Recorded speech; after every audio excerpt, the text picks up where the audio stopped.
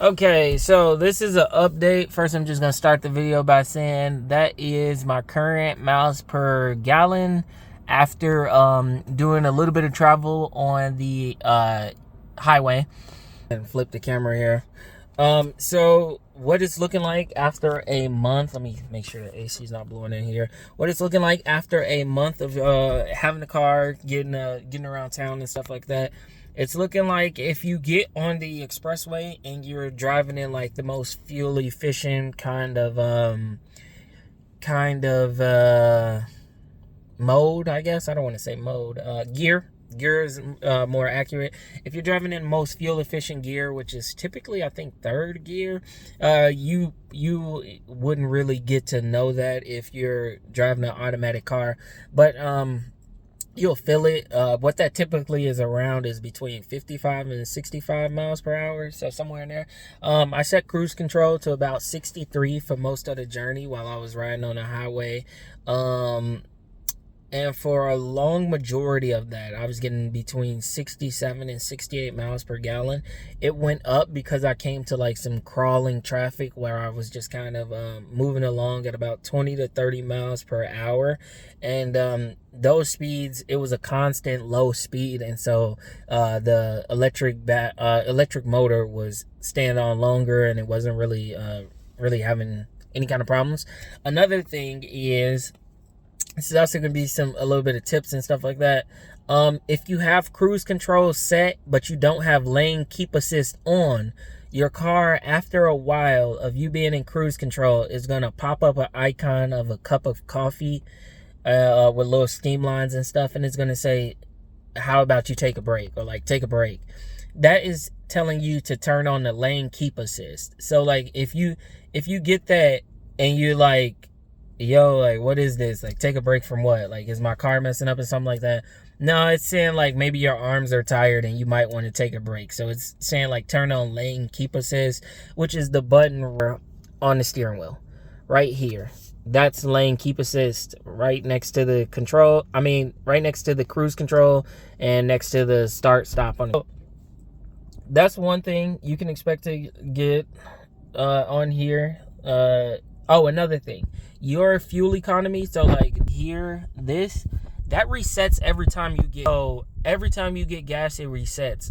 I had got gas before getting on the road, and so it reset before getting before like even getting on the road and stuff like that. I was getting high 40s. That's another thing I want to talk about.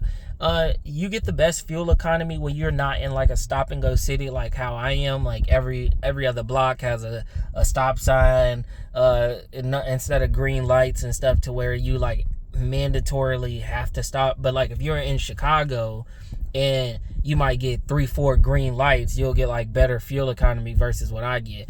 So out there in the little town that I'm in, I get about 48 miles per gallon.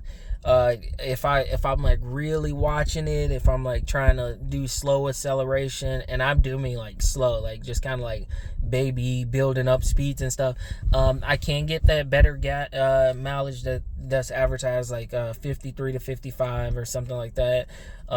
So yeah, you can get that mileage, but it's likely that you won't in like a stop and go kind of town like that, unless your town is one of those towns that's like really integrated with a highway. Like it's like one of those towns where you got one of those roads that just jump onto a highway type stuff.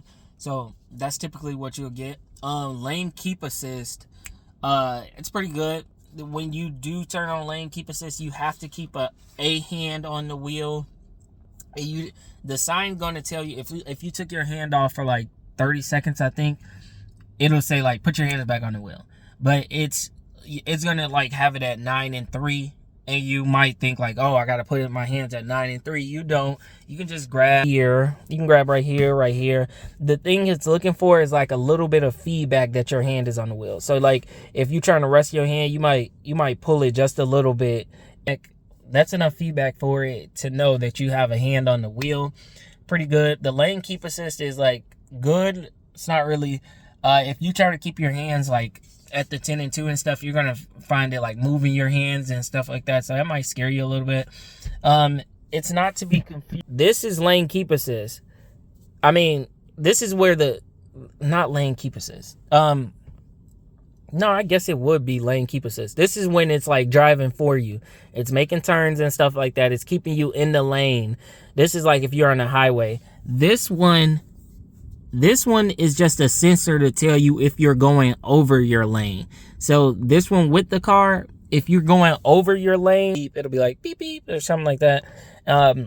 Yeah, but I don't really use that one because I don't really need it. I guess you would turn that on long drive. Maybe you feel like you might be going to sleep or something like that, or you turn it on with the lane keep assist in case you like get a little bit scared and stuff like that.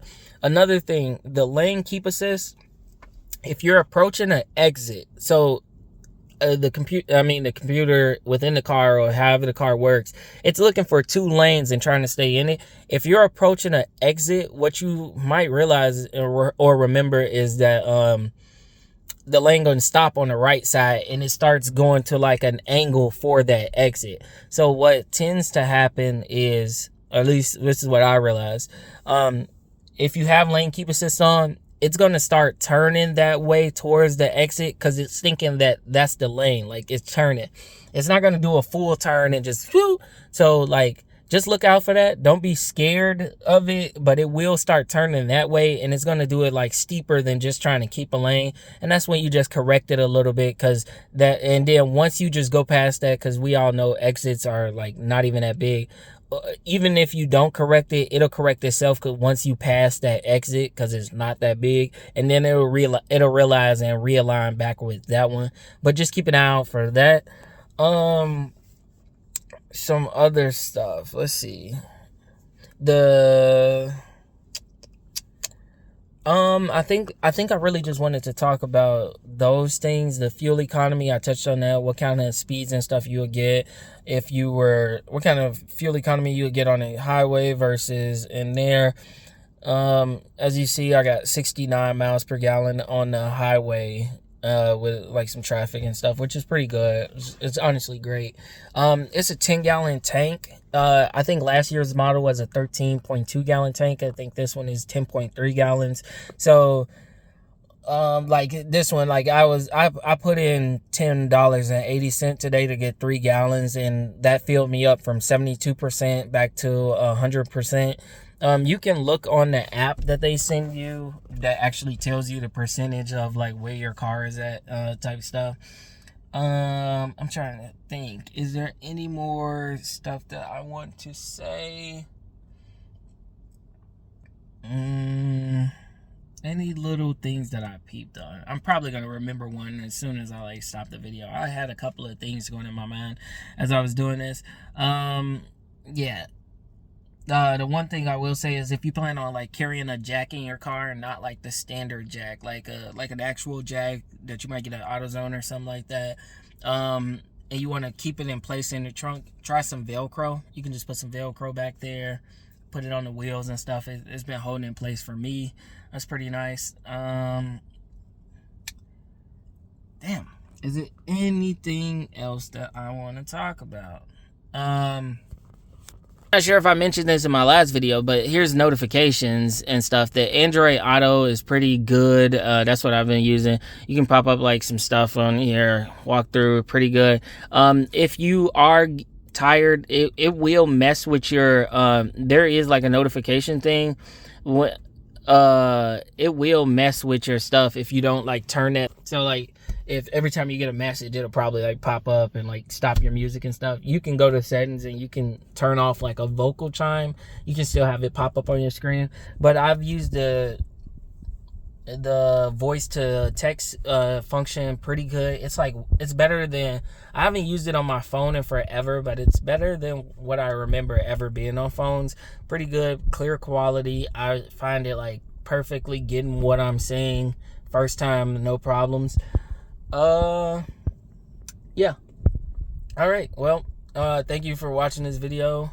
I've put about, oh, actually I put 700 miles on this car since I got it. So, that was primarily over just doing 2 trips to Chicago. So that's where that came from. But yeah, if you watched this video, thanks. Hopefully you like your car if you got it, or if you're getting one, I hope you have something to look forward to if this is the kind of fuel economy and shit you were looking for. I'm gonna head out, about to go up into Quentin's place where I will proceed to get drunk. Thank you. Have a good one.